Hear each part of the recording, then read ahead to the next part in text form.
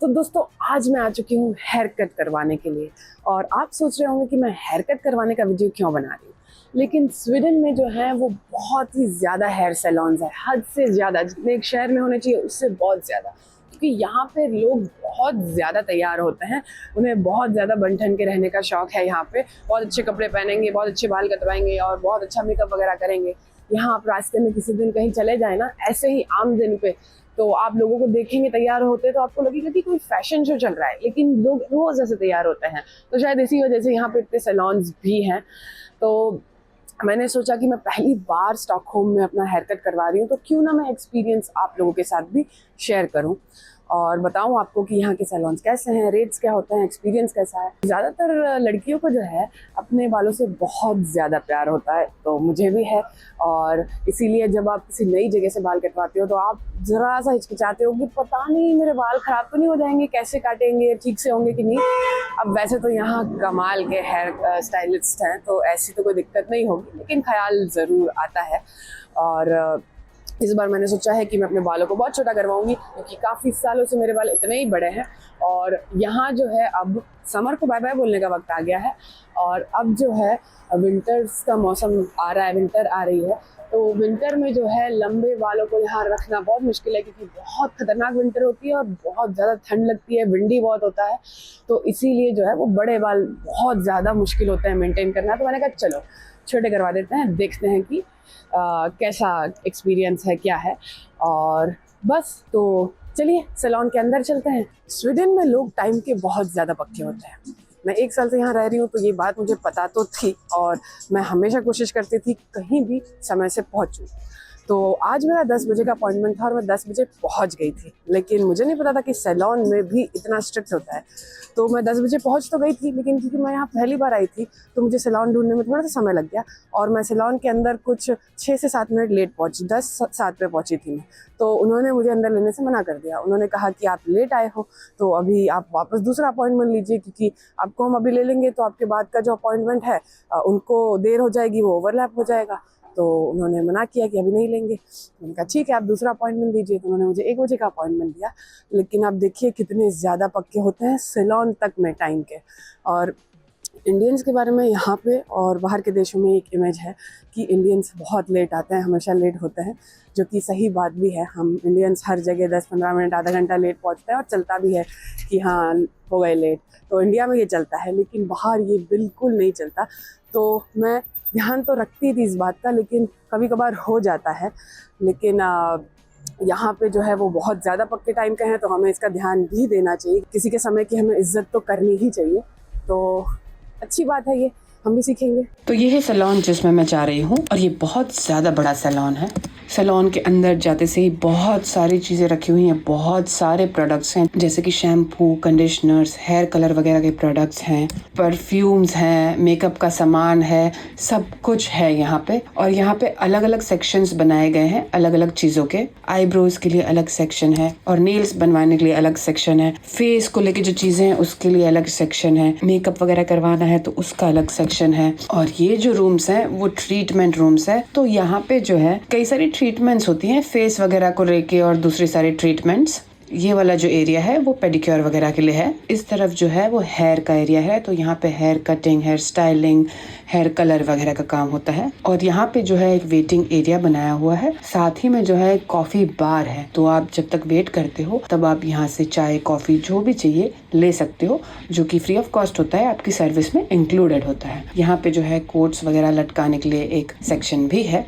और अब इस तरफ मैं जाऊंगी हेयर कटिंग के लिए।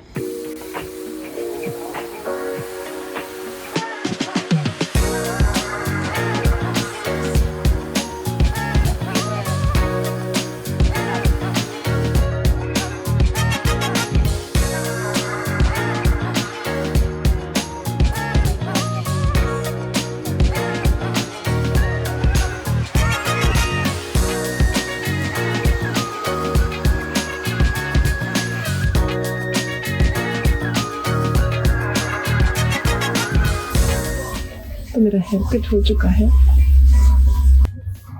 तो ये है मेरा न्यू हेयर कट, जो मुझे बहुत अच्छा लगा। मैं आ चुकी हूँ हेयर कट करवा के बाहर, और आप सोच नहीं सकते कि मेरा कितने का बिल बना होगा।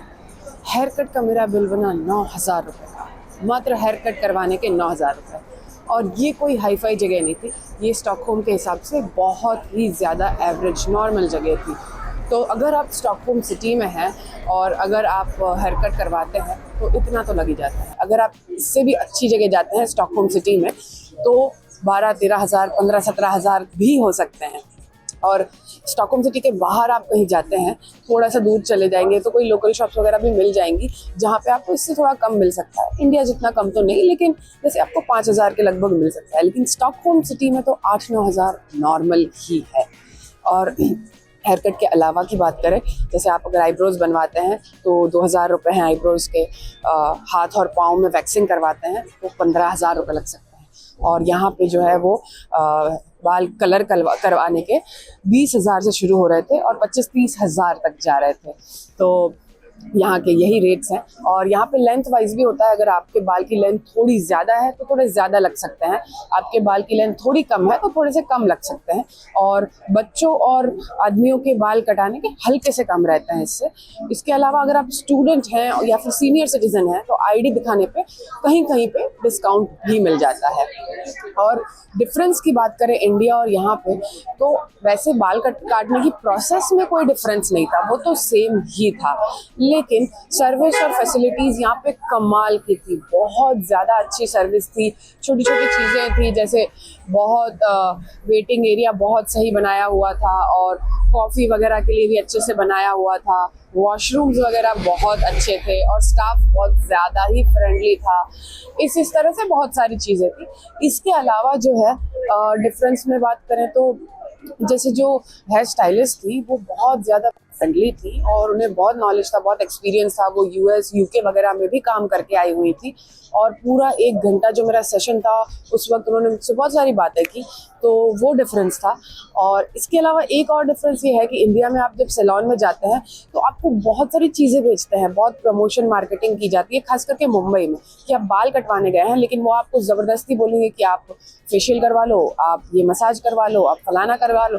आप उन्हें मना करेंगे ना तो भी वो ज़बरदस्ती आपको वो चीज़ें बेचने की कोशिश करेंगे।